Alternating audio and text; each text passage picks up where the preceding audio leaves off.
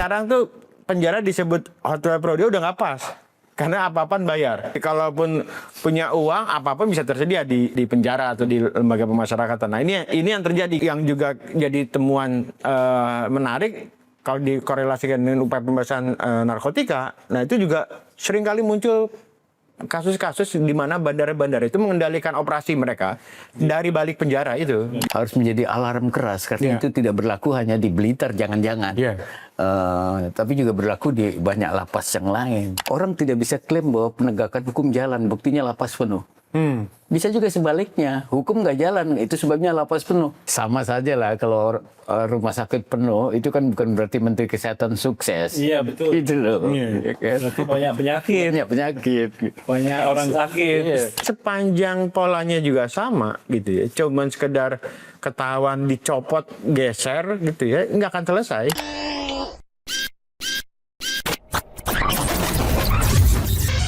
Halo sahabat integritas, jumpa lagi di kanal Satu Visi Utama program Buka Kartu. Lagi-lagi lapas dijual ya dengan harga yang sangat mahal. Satu sel khusus 100 juta. Ini terjadi di Lapas Blitar. Ya, dan untuk menjelaskan soal ini, menganalisis soal ini karena ini adalah sesuatu yang berulang tradisinya di berbagai tempat terjadi. Padahal secara kelembagaan penyelesaian soal masalah di lembaga pemasyarakatan itu dalam konteks Presiden Prabowo itu dilakukan dengan mengangkat ya level penanganannya dari sekedar Dirjen Lapas dulu di bawah Kementerian Hukum dan HAM menjadi kementerian, yaitu Kementerian Imigrasi dan Pemasyarakatan. Tapi ternyata masalahnya tetap sama. Nah, untuk mendiskusikan soal ini kita sudah ada dua narasumber. Pertama Buya Tafta dan yang kedua adalah Emerson Yunto.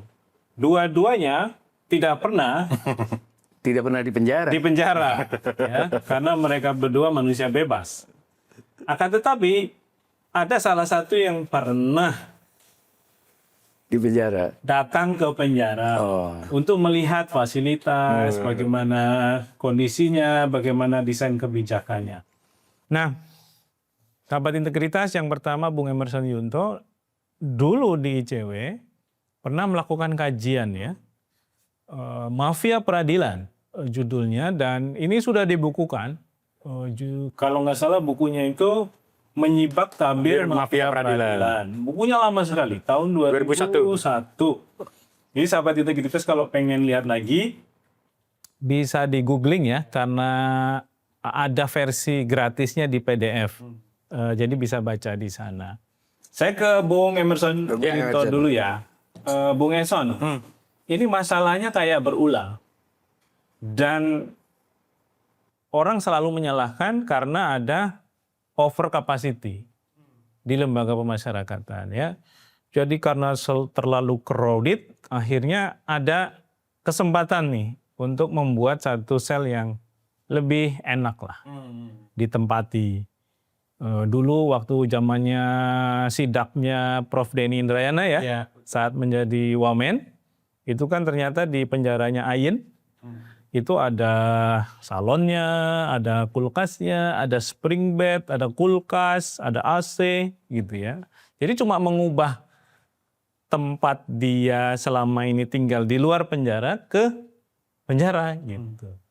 Gimana catatannya Bung Emerson? Ya, kalau ini kasus kan mencuat lagi di kasus di Blitar ya. Ada dianggap jual beli fasilitas di lapas, di salah satu lapas di Blitar yang nilainya sampai 100 juta gitu ya.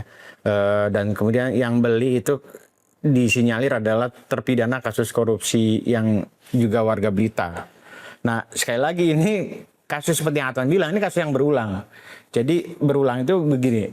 Seperti yang disampaikan di awal, di 2001 kami pernah melakukan riset soal, atau ICW waktu itu ya, tentang pola-pola korupsi di lembaga peradilan. Termasuk dalamnya adalah di penjara, Buya.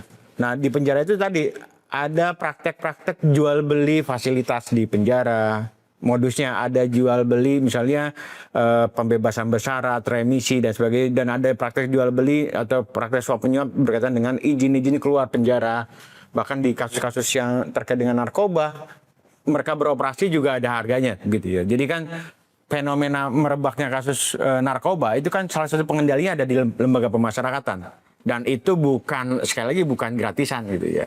Jadi di 2001 muncul, kemudian di 2018 atau jauh sebelumnya gitu. Besok aja bayar kan? Besok bayar begitu ya, besok bayar. Jadi ada cerita juga nih teman kampus juga mau besok salah satu artis misalnya di Cipinang itu dia bayar. Bayarnya sebenarnya apa?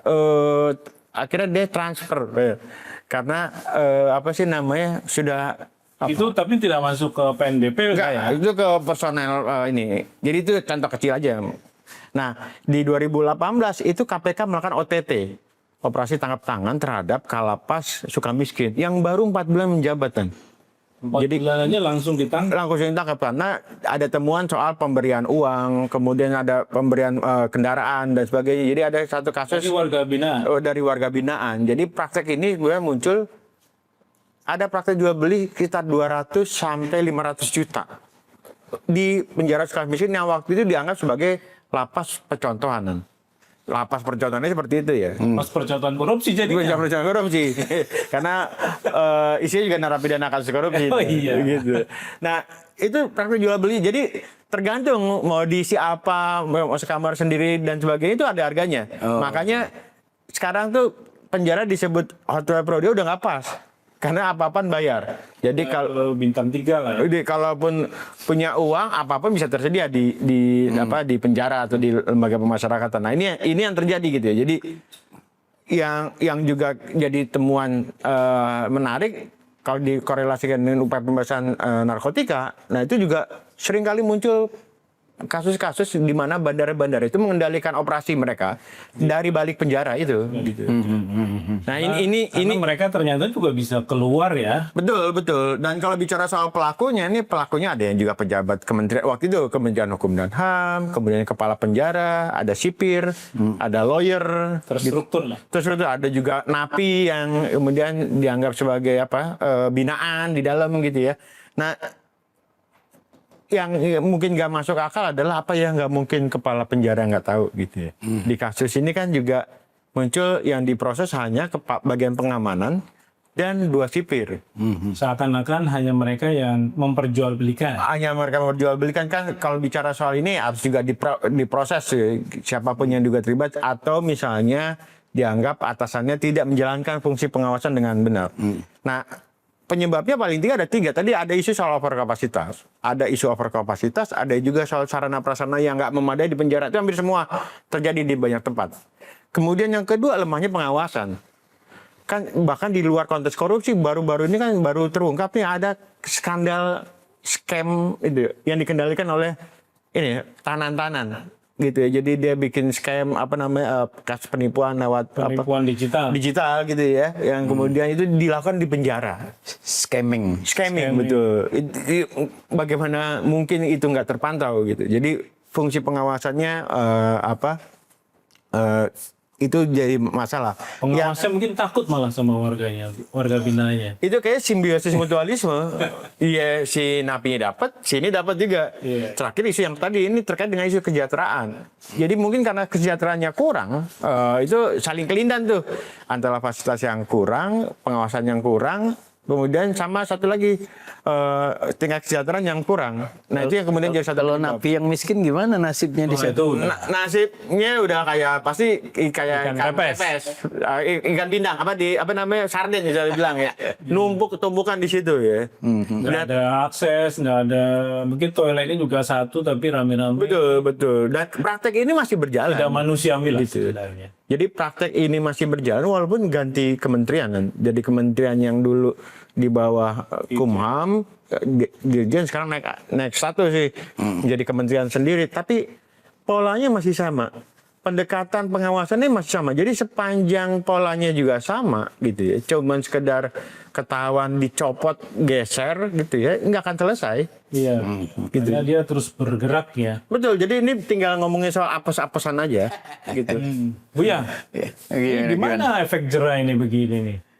Padahal kan yang berbahaya itu kalau yang melakukan adalah orang-orang yang punya duit. Iya. Kok sepertinya nggak relevan nih penjara buat orang kaya ini? Ya saya sebetulnya dengar tipis-tipis saja ya berbagai informasi negatif tadi yang diceritakan Emerson itu, tapi sekarang lebih detail lagi karena kayak begitu ya polanya ya. Tentang bagaimana lapas itu begitu gampang kompromi dengan orang yang punya duit gitu kan. Itu yang terjadi yang diceritakan tadi. Tadinya saya dengar tipis-tipis saja bahwa orang kaya itu bisa pesan kamar apa kayak gitu-gitu kan muncul di berita gitu. Nah, saya ingin komen sisi yang agak normatifnya saja atau filosofisnya aja bahwa institusi ini kan lapas ini eufemisme dari penjara. Betul. Kelihatannya kita cukup ramah kan terhadap napi ya, sehingga disebutnya tidak penjara tapi lembaga pemasyarakatan ya kan. Nah, pesan dari istilah ini kan sebetulnya ingin memperlakukan napi itu sebagai manusia biasa ya kan, warga biasa ya. Karena itu dia dididik agar bisa bermasyarakat nantinya gitu. Jadi motif dari pemenjaraan orang itu kan bukan dendam ya kan. Satu ya. Yang kedua ya, tidak menimbulkan apa yang diharapkan menimbulkan apa yang disebut deterrent effect gitu kan. Jadi efek jerah karena dia tidak permanen di situ itu kan. Hanya dipisahkan dari kehidupan normal, lalu dia juga tidak bisa melakukan kebebasan seperti yang dia lakukan di luar dan seterusnya. Dan itu kan siksa batin yang tidak sederhana juga, itu sebabnya efeknya jerah nantinya gitu kan. Ternyata praktiknya bukan hanya sekedar jerah, mereka diazab juga di situ. Terutama buat orang-orang yang miskin tadi, gitu kan. Tapi buat orang yang punya uang, punya kekuasaan dan seterusnya, ternyata dia bisa mendapatkan hak-hak istimewa yang berbeda dengan napi miskin, kan? Itu dipertukarkan dengan kekuasaan, kan? Gitu loh. Duit itu ada kulkas apa segala macam kayak gitu, kan? Saya jadi ingat waktu kunjungan mendadak Najwa Shihab ke penjara kan, pernah lihat itu kan? Salah satu miskin ya, Suka miskin ya. Betul. Salah satu ikannya kan dia datang ke tempat Setia Novanto. Bagaimana kebohongan publik yang ada terjadi di situ kan. Setia Novanto lagi buka nasi warteg gitu kayak gitu kan, di tempat yang sudah dikemas begitu rupa seakan-akan nggak ada bedanya dengan yang lain gitu. Semuanya itu artifisial dan tipu daya aja ya, karena justru Najwa datang situ kan karena ada perbedaan perlakuan gitu kan. Kayak gitu. Nah, saya seumur-umur belum pernah datang ke penjara ya selama ini ya. Tiba-tiba saya datang ke penjara justru ketika saya di Australia waktu saya sekolah HAM selama seminggu di sana. Karena bukan karena melakukan tindak kriminal enggak ya? Kunjungan pertama saya ke penjara itu justru di Australia. Waktu saya ya kayak kursus ya sekitar 9 minggu lah kalau nggak salah ingat 2004 itu. Salah satu field tripnya itu selain kunjungan ke pengadilan adalah ke penjara terbesar di sana di Sydney. Ya kan? Saya bahkan dan beberapa teman diberi akses masuk ke penjara dan masuk ke kamar-kamar napi. Ya keliling. Itu napi apa Bu ya? Rupa-rupa. Kriminal, semua umum yang kriminal. Rupa-rupa. Nah, kenapa saya field trip ya dan teman-teman juga ya, rombongan field trip ke penjara itu untuk mengkonfirmasi hak-hak normatif napi di sana seberapa dipenuhi oleh negara. Gitu. Karena kan Australia sudah meratifikasi hukum itu internasional tentang hak-hak normatif napi, gitu kan? Dari mulai makannya, kesehatannya, tempat olahraganya, termasuk juga buat napi yang punya istri ya diberi kesempatan dia untuk melakukan hubungan suami istri di kamar yang disediakan khusus gitu loh di bagian lain ya. Tapi under kontrol dari luarnya gitu kan. Tapi nggak ada CCTV kan? Artinya terkait dengan hak-hak manusiawi dia yang sifatnya dasar itu harus dipenuhi oleh negara. Tapi efeknya memang unit cost-nya itu per orang jadi mahal. Karena makannya harus bergizi, bukan MBG tapi iya kan? Dijamin itunya kesehatannya, obat, minumannya juga saya lihat di pekarangan itu ada rupa-rupa minuman segar tuh, ada susu. Susu kan di sana murah sekali ya karena banyak ternak sapi kan. Macam kayak gitu-gitu. Sehingga unit cost-nya itu per napi itu jadi mahal. Hitungannya saya lupa persis. Nah ini juga menimbulkan kontroversi di tengah masyarakat karena waktu saya ke sana ada demo, ya. Demo mereka merasa tidak rela ya kami bayar pajak untuk membuat hidup mereka nyaman kayak gitu kira-kira ya dipenuhi hak-hak Padahal ketika mereka di luar mereka membuat hidup masyarakat nggak nyaman dengan perbuatan kriminalnya. Iya. Artinya kayak gitu ya. Nah poin penting yang mau saya katakan adalah ya tugas pemimpin atau penguasa itu justru memilih di antara dua keburukan. Dia cari keburukan yang paling kecil. Bukan soal baik dan buruk, anak kecil juga tahu kalau itu. Ya, dalam kasus tadi kan, kalau kita... Seringnya orang tua yang mana nggak paham. Iya itu dia. Kalau tadi kan kasusnya itu pilihan di antara dua efeknya buruk ya. Memberikan hak-hak normatif terhadap narapidana di lapas ya. Dari mulai kesehatan, konsumsi, dan macam-macam, kosnya menjadi tinggi, mahal. Tapi pada yang sama... juga dia mengambil pajak uang rakyat yang untuk kepentingan yang lain. Tapi kan keputusan itu harus diambil. Sehingga Australia dalam kasus tadi itu dianggap orang yang memuliakan napi. Walaupun artinya menjalankan filosofi tadi itu. Standarnya tinggi lah. Ya, artinya memanusiawikan napi. Ya, konteksnya kan pesan filosofisnya tadi itu. Bahwa napi itu juga pada waktunya kan keluar menjadi warga biasa. Kira-kira kayak gitu lah. Jadi motifnya tidak ada dendam. Termasuk juga perlindungan napi itu bukan hanya terkait dengan soal-soal yang bersifat fisik, kesehatan dan seterusnya. Termasuk juga menjamin tidak adanya torture. Tidak ada kekerasan di situ. Baik yang dilakukan antar napi maupun yang dilakukan oleh petugas lapas. Kayak gitu. Hak-hak seperti itu dikontrol betul. Boleh. Kenapa? Kelembutan boleh. Kenapa? Kalau kelembutan boleh. Kasar ya nggak boleh. Perasaan kan nggak boleh. Scamming.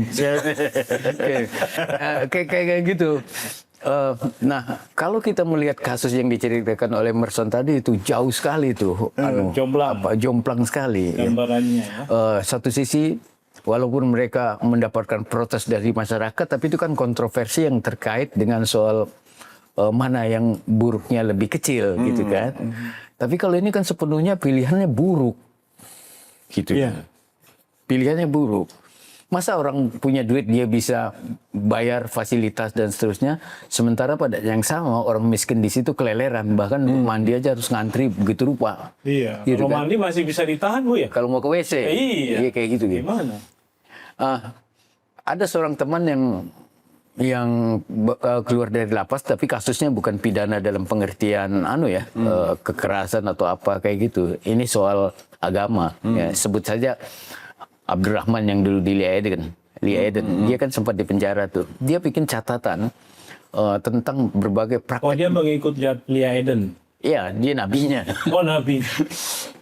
Dia kan sempat di penjara karena kasus tadi itu penistaan agama, soal keyakinan tadi itu. Selama di penjara karena dia orang baik ya, dia disuruh melakukan hal-hal buruk nggak pernah mau walaupun itu berakibat serius pada diri dia, dan semua itu dia catat. Lalu dia juga menyaksikan praktek yang disampaikan oleh Emerson tadi itu ya tentang kekerasan antar penghuni napi ya. Terus pemerasan dilakukan oleh petugas lapas kayak gitu. Bagaimana mereka mempersulit napi miskin untuk sekedar bisa makan dengan nyaman kayak gitu-gitu ya, untuk mandi dengan normal dan seterusnya. Artinya menurut saya ya bicara soal lapas dengan segala penyimpangannya itu kan puncak dari gunung es dari keseluruhan sistem hukum kita. Iya. Kayak gitu, iya kan?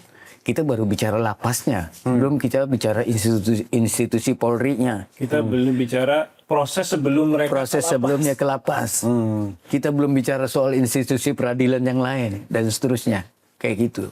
Itu kan hanya itu subsistem dari sistem peradilan, ya, kayak gitu. Udah kayak gitu rupa. Gitu loh komentar saya ya. Jadi ini kesan tipis-tipis saya ya terhadap informasi yang disampaikan oleh Emerson tadi itu, menurut saya ini udah harus menjadi alarm keras karena itu tidak berlaku hanya di Blitar, jangan-jangan, tapi juga berlaku di banyak lapas yang lain. Ya, dugaan kita sih begitu ya. Jadi ini mungkin pas lagi apes gitu ya. Lagi apes, kan praktek-praktek itu kan sering muncul. Bahkan dulu ada yang sesimpel ini, misalnya kalau dapat akses boleh pakai handphone, nah ternyata juga bayar gitu ya. Kan Nabi sebenarnya dilarang tuh menggunakan handphone, tapi kalau punya kemampuan bayar, boleh gunakan handphone gitu. Dan bikin konten di dalam. Iya, tadi kan bikin sindikat penipuan kan, bahkan se-ekstrim itu. Artinya kan begini ya, di dalam lapas itu situasi udah begitu permisif ya, untuk orang berbuat yang aneh-aneh. Permisif artinya karena ada kelonggaran yang diberikan atau bahkan dibuka oleh petugas lapas itu sendiri. Oknum, walaupun sebenarnya oknum. Bahasa. Kita susah ngomong oknum sekarang ini. Oknumnya banyak. Iya, karena orang itu baik. Kita bisa menyebut oknum justru orang itu baik. Karena jumlahnya sedikit. Iya, betul.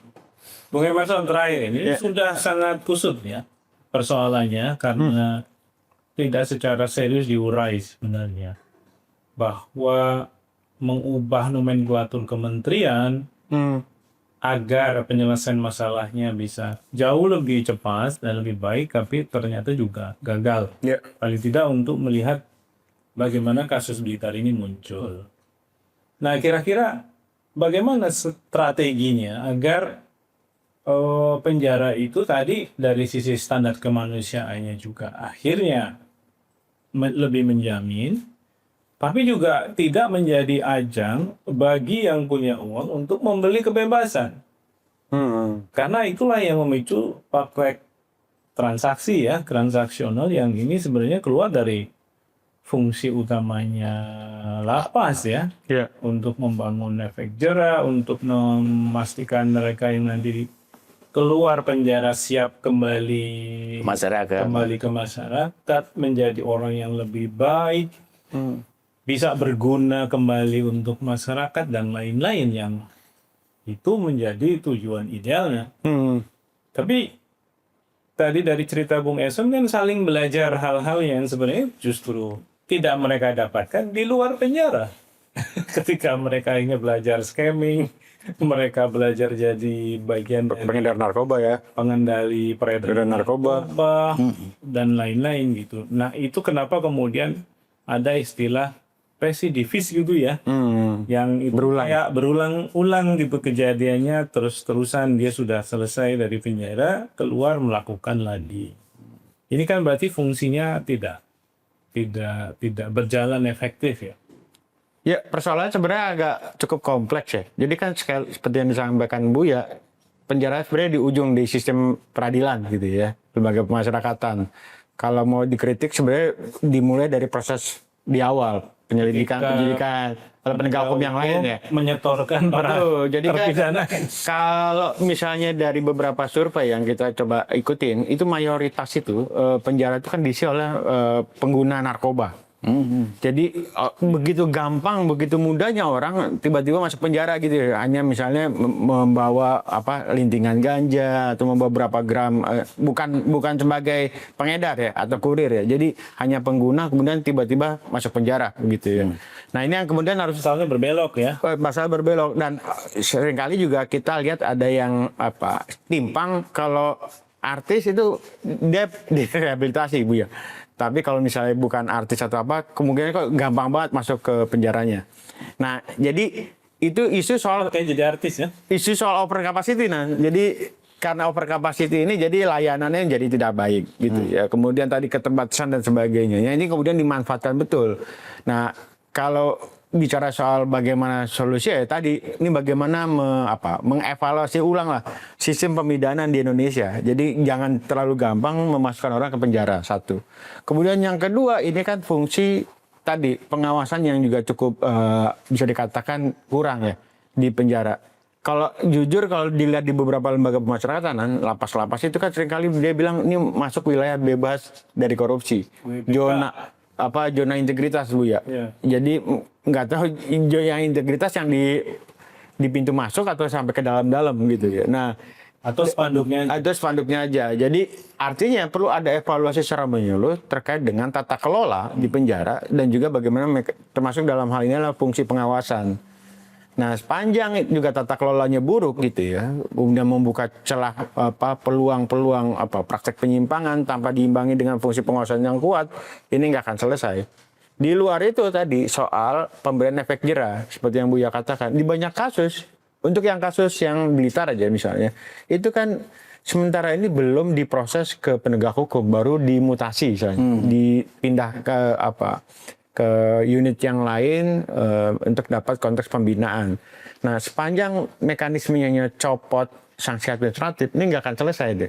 Harus ada efek penjeraan, misalnya si pelakunya kalau memang terima duit suap, ya diproses secara hukum, dibawa ke kasus. Dua-duanya harus berjalan. Harus berjalan, jadi jangan hanya sekedar sanksi administratif selesai. Sepanjang sanksi administratif selesai, ini kan orang nggak akan takut dan paling kalau apes cuman dimutasi, turun pangkat, juga kena administrasinya berujung kepada pemecatan. Iya betul pemecatan. Tapi ini enggak, yang kita lihat nih belum sampai ke fase pemecatan. Bahkan yang beberapa kasus-kasus yang terkait dengan narkoba ya kalaupun diproses tapi tidak serta-merta misalnya langsung memecat si pelakunya atau oknum di penjara ini. Nah, ini yang kemudian harus dibenahi oleh pemerintah dan ini Kementerian IMIPAS, Imigrasi dan Pemasyarakatan.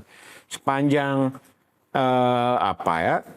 kasusnya ditangani dengan begini-begini aja, dengan biasa-biasa aja gitu, bukan dengan cara yang luar biasa, mungkin ke depan kita akan temui hal di tempat-tempat yang lain. Dan saya kira juga harus ada mindset yang berubah cukup serius ya. Kalau umpamanya lapas itu overload, kan, over capacity karena penghuninya banyak, orang tidak bisa klaim bahwa penegakan hukum jalan, buktinya lapas penuh. Bisa juga sebaliknya, hukum nggak jalan, itu sebabnya lapas penuh. Iya kan? Gitu loh.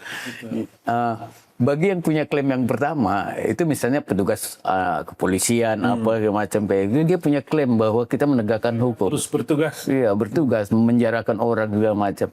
Tapi kita bisa lihat ini dari perspektif yang lain. Hukum nggak jalan, buktinya orang begitu gampang masuk lapas. Gitu kan? Begitu mudah melanggar juga. Begitu mudah melanggar. Ya kayak sama saja lah kalau rumah sakit penuh, itu kan bukan berarti Menteri Kesehatan sukses. Iya, betul. Gitu loh. Ya kan? Berarti banyak penyakit. Banyak orang sakit. Iya. Jadi ini soal perspektif ya. Tapi kan harus positif. Itu yang filosofi dari deterrent effect kan. Makanya dulu ada wacana ganti rumah sakit jadi rumah sehat. Kan efek positif dari apa yang kita sebut dengan deterrent effect itu, ya kan? Orang yang pernah masuk penjara itu dia jera untuk tidak masuk lagi. Artinya kan semakin berkurang. Jera bukan saja pada orang yang pernah masuk penjara, tapi juga punya efek jera buat orang yang nggak masuk penjara. Iya betul. Gitu. Itulah filosofi dari efek jera, lapas. Gitu. Iya. Saya kira gitu ya. Siap. Jangan sampai kemudian Kementerian ini pas jadi Kementerian pas. Pas. Semua masalahnya pas. Dilepas. Pokoknya ada. Semuanya ada. Pokoknya ada. Demikian sahabat integritas bincang ngaco kita. Dengan Buya Kapta. Santai sore ya. Emerson Yunto. Semoga bermanfaat. Ini tentu berbasiskan dari pengamatan, dari riset juga yang sudah pernah dilakukan dan ternyata memang masalahnya masih terus direproduksi. Tentu ini butuh satu upaya struktural untuk menyelesaikannya, sekaligus juga kultural, karena masalah-masalah kejahatan juga mungkin terjadi karena keterpaksaan. Ya, misalnya orang-orang kecil yang harus menjamret, mencopet, mencuri, macam-macam karena mereka butuh untuk makan dan lain-lain, ya berarti negara harus menyediakan mereka pekerjaan dong. Ya, jangan sampai mereka jadi pengangguran dan akhirnya tertekan dan kemudian harus melakukan satu kejahatan. Tadi sudah diberikan catatan khusus soal over capacity penjara, itu salah satunya karena banyaknya lapas narkoba di berbagai tempat. Nah, ini tentu menjadi pertanyaan. Kenapa kok orang gampang sekali dipenjara karena narkoba gitu ya? Apakah ini satu proses alamiah ataukah ini adalah fabrikasi gitu ya dari upaya penegakan hukum? Tentu mestinya negara sudah lebih paham daripada kita. Kita ketemu lagi di lain waktu, sampai jumpa.